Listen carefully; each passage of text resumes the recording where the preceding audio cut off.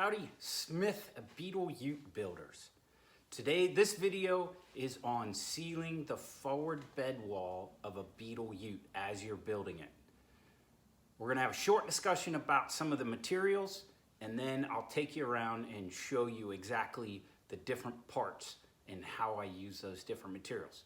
This is my technique and my preferences in materials, so take it with a grain of salt. You may like something different, and that's fine. There's 100 different ways to skin a cat, as they say.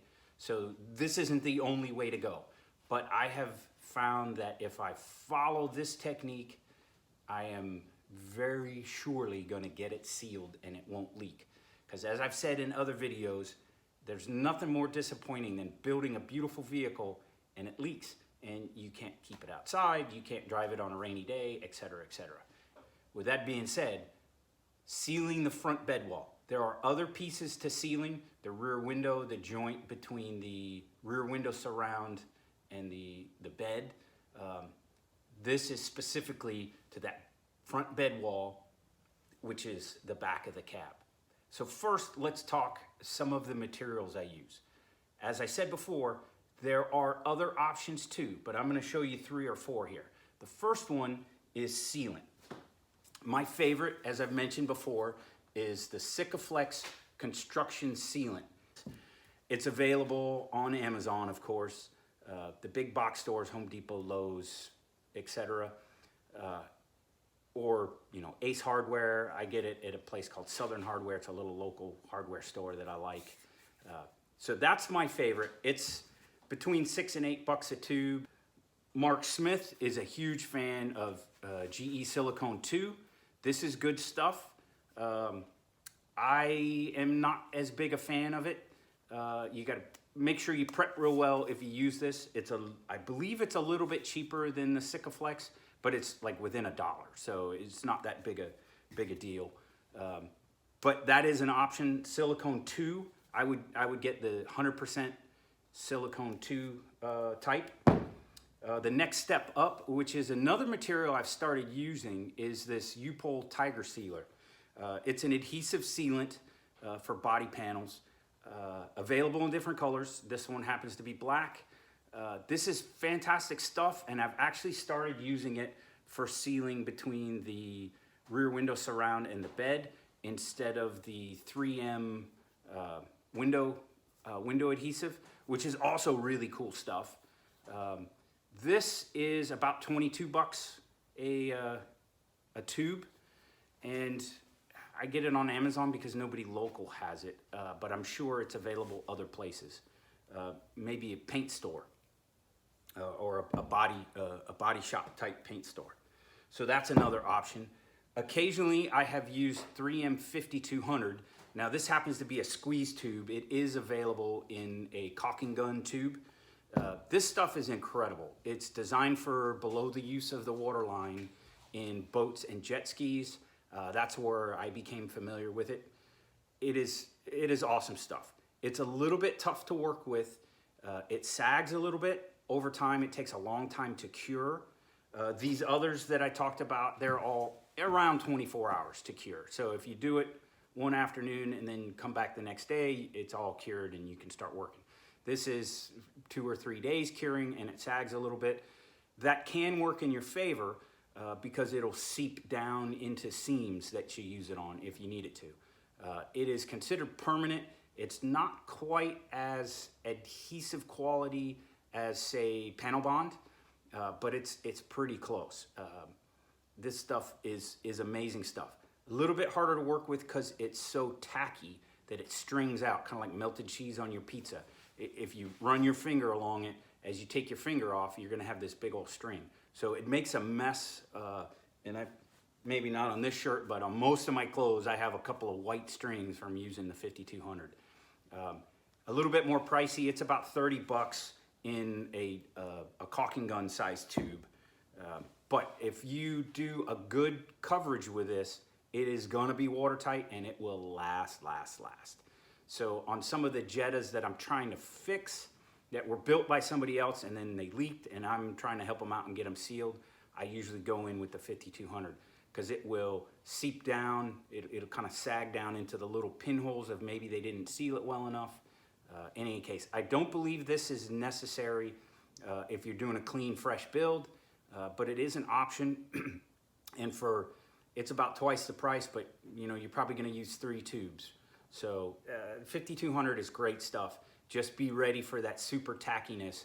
Everything you touch, it's kind of like anise. It'll get everywhere. So 5200. In general, on a build, I'll use about 3 tubes. Sometimes a little more, sometimes a little less. I tend to be pretty liberal with it. So anyway, that's my technique. Now, I use foam, expanding foam, and I'll show you in a little bit here where I foam at. Different options for foam, and there's different arguments about it. Some people hate foam because every foam will eventually start to absorb some water, and that's the problem. Once it starts to absorb water, then it holds moisture on the material that it's against, and then you get corrosion. In general, we don't want anything in the wet, exposed areas that will hold water. Most of them skin over, and it's a matter of how long it takes before it'll start absorbing water. So the various ones that you can get at the hardware store, I prefer this one a little bit better than the Good Stuff. I forget what brand makes Good Stuff. This is made by Loctite. This comes out a little bit firmer. It doesn't expand quite as much as the Good Stuff, and it has a little bit thicker skin on it. So it's a little bit more water resistant. Good Stuff does make a waterproof version for doing in ponds and water features and stuff. That's pretty good stuff too. It's more resistant to absorbing water. If you cut it, remember that now you've taken the skin away. So sometimes you have to shape it some so that the water will flow the way you want it to. So remember that if you cut it, you're gonna have to seal that surface with something. You can use a primer, you can use like Flex Seal, actually works pretty well for that. And most of the places that we're using this, it is not a constant water contact. It's an occasional water contact. So the amount of time before this starts absorbing water is pretty long. I mean, we're talking 5 or 10 years before it's any kind of issue, especially if you put some kind of coating over it, which I do recommend.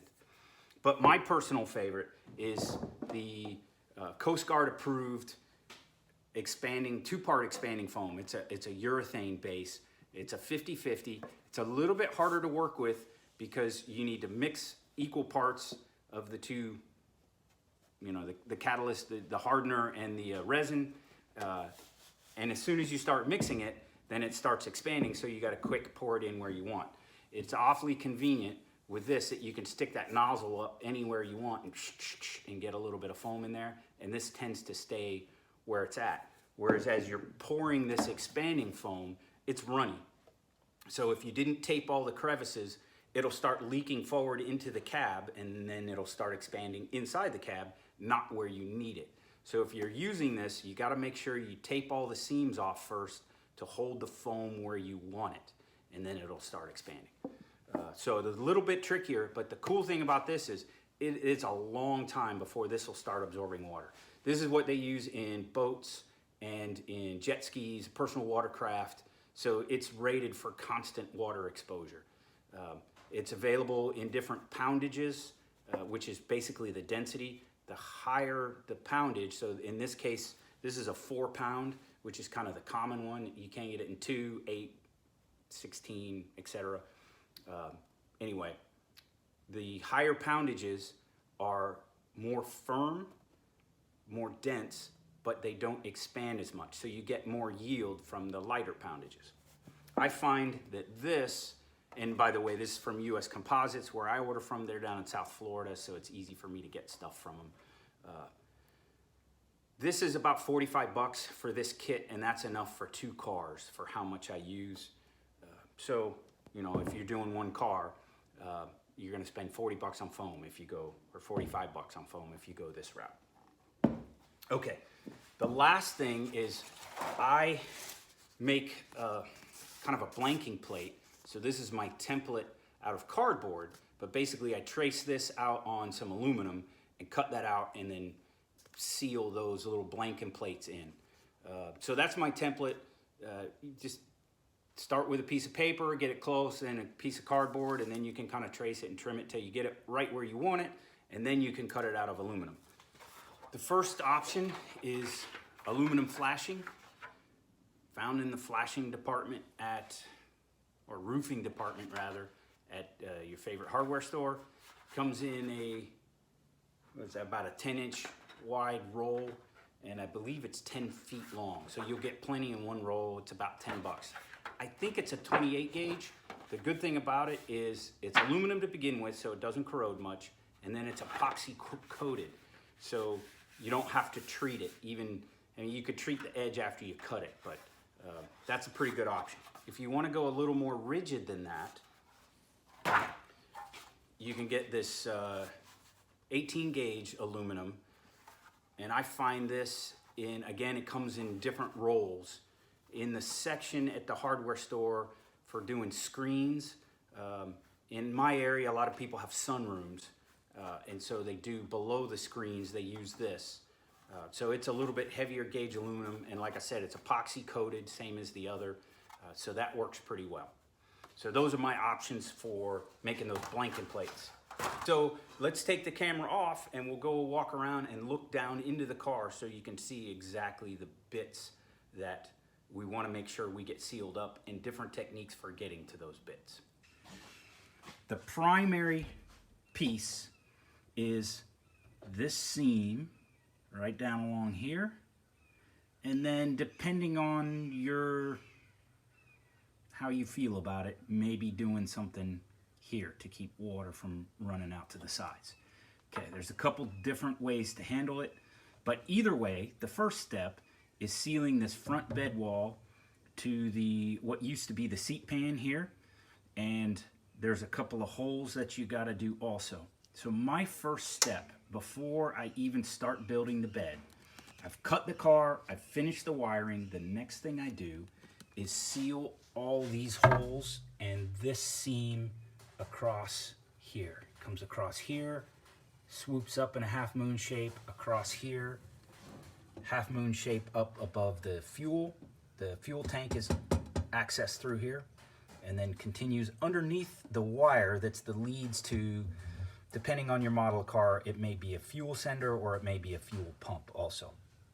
Either way, make sure you snap off the little plastic tabs from this wire harness protector here and pull it up a little bit so you can seal the seam underneath. So there's a kind of an A-shaped piece of steel here that is spot welded onto the pan, and the holes that you'll see, they're already filled, so I should have snapped a couple pictures of that before, but you can see these mobs of sealant. Those were holes that led into the cab even if this wall is sealed well at this seam. So you got to seal those holes, and there's one of them that I believe it's on this one, on the seat holder.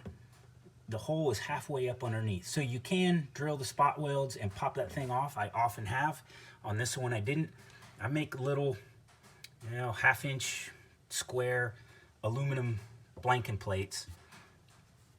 Put some sealant around it, push the little blanking plate on, and then dab sealant on top of it to make sure it seals real well.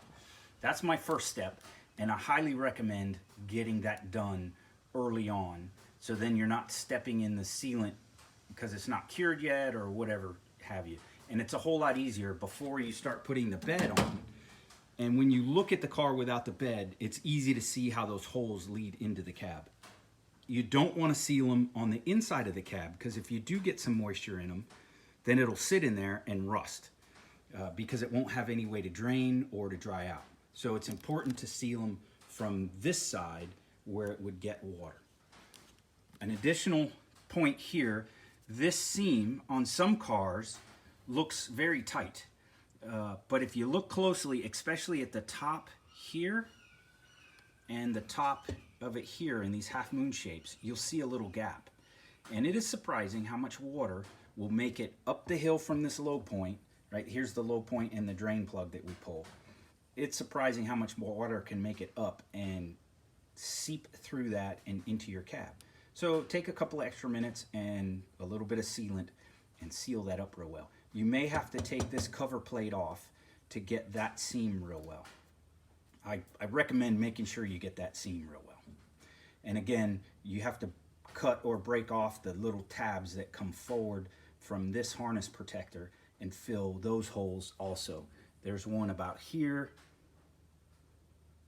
and one about here. So make sure you get all those holes filled. All right, that's step one. Then I build my bed, and I build the bed without this front floor panel in. So on the Smyth Performance site, it's recommended that you build it with it, and that works really well for building the car. My preference is that I really want to make sure I get that seam sealed well, because I do not want my car to leak or a customer's car to leak. So I take preference over the sealing than the ease of building the bed and setting it in. So I build the bed without that front panel in it, the front floor panel that has the access hole. You'll recognize it because it has the hole right here. And I set the bed in. I make sure I do all my trial fitting with the fiberglass quarter panels to make sure I'm getting the bed where I want it. But before I bolt the bed all the way down, like bolting in these B-pillars and the bolts that go up under here and here on each side, and then of course by the bumper. Once I am confident that I can put that bed exactly where I want it, so that when I slide the fiberglass quarter panels on, my height and gaps are going to come out perfect, then I drill the holes from inside the car through the front panel wall and into the steel. I stick a couple of, you can take a screwdriver and lever it open, or a little plastic wedge, or whatever you got laying around.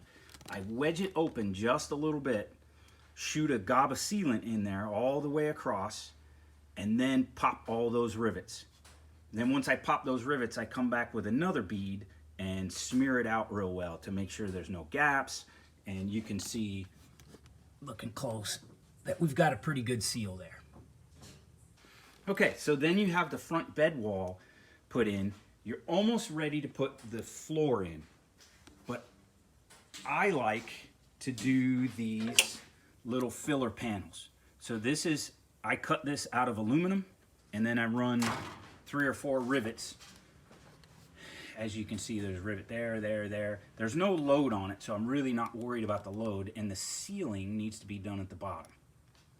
So you can see I've run a big bead on the bottom there, and I use a lot of sealant because that gives the bottom strength. And there is a plug.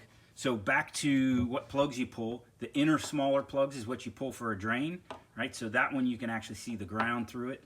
This one on the passenger side right here, that's actually the top of the fuel tank, but the fuel tank is plastic, and that's a fairly low point on the top of the fuel tank, so it drains well up over the fuel tank. So let me walk around the other side of the car, and we'll look at that from the outside, and you can see the other piece that I did with it. Now, this is my technique. There's a lot of different ways to address this, but here we are looking. So the brown, that's that aluminum panel. You can see the rivets I popped in it, and then the bead of sealant I ran on this side. You can see the placement. I tucked it down below this plug, which you don't want to pull that plug because it leads into the frame, and you really don't want water draining into your frame. But that gives this panel a little bit of rigidity leaning up against the outside lip of that panel. Ran it up all the way. So that's what this looks like at that stage. I also made a couple little blanking plates out of that same aluminum, and I really can't get you a shot of it because it's underneath this wire here. There's a cavity, there's an opening there, and then I put a little dab of sealant. It's 4 inches by 1.5 inches. I put some sealant along the edge of it, push it up there, let it cure, and then later on when I pour foam in here, that will support it from the backside and it won't go anywhere. And that will help, that little blanking plate will keep, if you do pour foam, it'll keep foam from running into the cab, which I'll show you on the other side. I missed a little bit. And it helps you seal up that around those wires better. This side is a is a much smaller wire bundle going through, and I already started doing some of the bracing here, so you still won't be able to see that blanking plate, but it is right under these wires. You may be able to see the brown on the back side. So that's that little blanking plate. So you seal up from both sides, and this becomes fairly rigid. So the idea is that water that collects into the bed runs through into this floor pan and goes out through those two drains. That's what's going to happen. The front of the bed is a little bit lower than the back of the bed, so water will tend to run forward in the bed and then come down. So that aluminum, I guess you'd call it a blanking plate or whatever you want to call it, that keeps the water from running into the sides down into this cavity. Some people will just foam this, and you can, as long as you foam it up high enough that water won't run over it, you'll be fine. This area is low and leads to the cab, so if you get moisture in that area, it's going to drain into the cab. Now I'm going to do a little more foam work in this side. I wanted to do the video before I got the foam all in there and you couldn't see anything.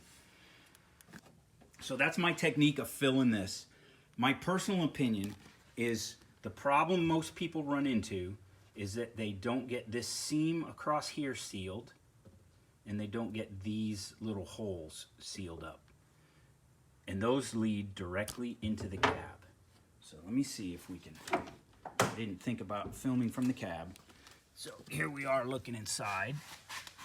So that hole there is where the water will come out if you didn't seal the holes in.